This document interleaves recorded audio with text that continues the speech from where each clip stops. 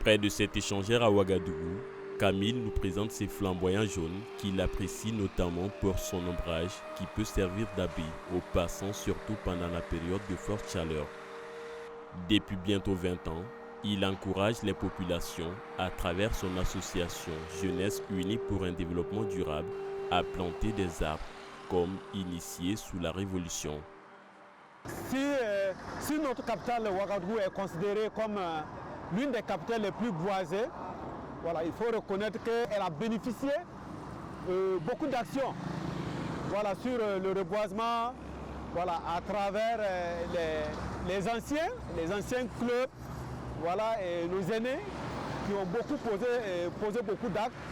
Et après cela, il y a beaucoup d'organisations de la société civile qui interviennent pendant les saisons pluvieuses à travers des activités sporadiques au niveau des journées, comme la journée de l'arbre, la journée internationale de la jeunesse.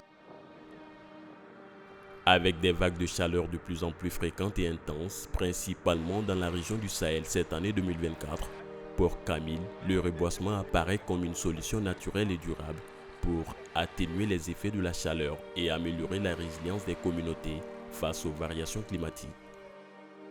Parce que les arbres constituent le réservoir d'oxygène. Et donc, je pense que le reboisement, c'est ce qui est encouragé, c'est ce qui est conseillé à tous les pays actuellement. Aux États-Unis, vous avez pu voir des exemples où les populations sont sorties ces derniers temps pour planter au niveau même des grandes villes, des grandes agglomérations. Il n'y a pas de vie sans l'environnement. Les années à venir, il fera de plus en plus chaud. Si rien n'est fait, il faut planter les arbres à tout temps et en tout lieu. C'est la solution qui reste. Pour ces spécialistes en aménagement paysager, il est nécessaire de planter utile et connaître les espèces adaptées à l'environnement du pays. Une fois les plans mis en terre, l'accent doit être mis sur l'entretien et le suivi. Maintenant, on va dire quoi aujourd'hui? Plantons utile. Plantons utile, c'est quoi? Plantons des arbres qui vont nous donner des fruits. Tout ce qui est plantes exotiques avant de Madagascar, de Brésil et autres qui sont arrivés chez nous au Burkina, qui sont arrivés dans la zone tropicale, réussissent au Burkina sans problème. C'est tout ce qu'on a comme plantes fruitières, anacarde, carité, manguier. C'est bon de les planter, ça résiste. Maintenant, ces derniers temps, on va vers quoi? Vers les plantes à production précoce. Parce que tout le monde est pressé de consommer, de bénéficier de son investissement avant de partir.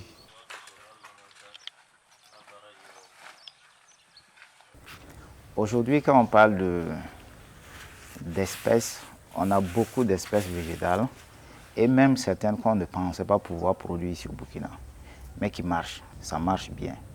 Nous avons aussi le cas, par exemple, des fraises qui marchent bien. Tout dépend des techniques. Maintenant, en ce qui concerne les cultures pérennes, nous avons beaucoup d'arbres et d'arbustes qui se développent déjà que nous avons ici. Donc, par exemple, le cas du karité, du néré, du baobab. Quand on prend par exemple les plantes fruitières, nous avons le papaye qui marche bien et on a même beaucoup de variétés, IPB, papaye solo, papaye naine, on a nos papayes locales même ici.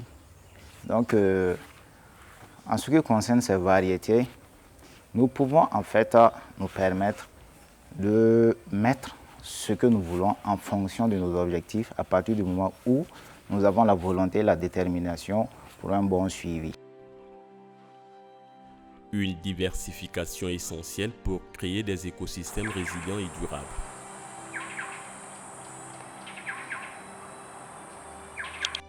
Afin d'atténuer les effets du changement climatique et maintenir un climat stable et sain, la préservation des forêts et le reboisement sont essentiels comme nous l'explique cet expert en environnement et développement durable.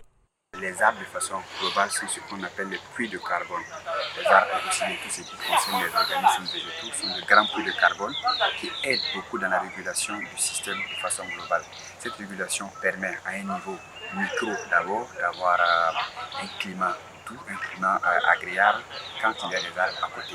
Et à un niveau macro, ces arbres-là, en régulant le système, permettent également que l'effet de gaz, les effets de serre puissent un peu réguler et permettent également à la terre d'être moins chaude, d'aller dans un réchauffement un peu très critique.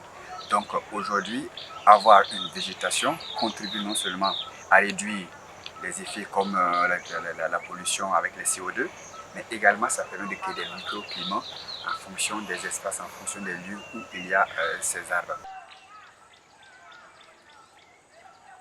Avec ce rôle-là, ces arbres naturellement sont des mécanismes de façon naturelle qui ont toujours existé, qui accompagnent l'humain, qui accompagnent tous les organismes vivants à trouver bien sûr des cadres de vie plus agréables, mais aussi à permettre naturellement cette régulation dont j'ai parlé tantôt. Donc la nature, les arbres, tout ce qui est produits végétaux contribue à la base à tout ce qui est système de régulation de serre. Donc aujourd'hui, quand on n'a plus d'arbres, naturellement cet effet va s'accentuer et on va avoir plus de problèmes.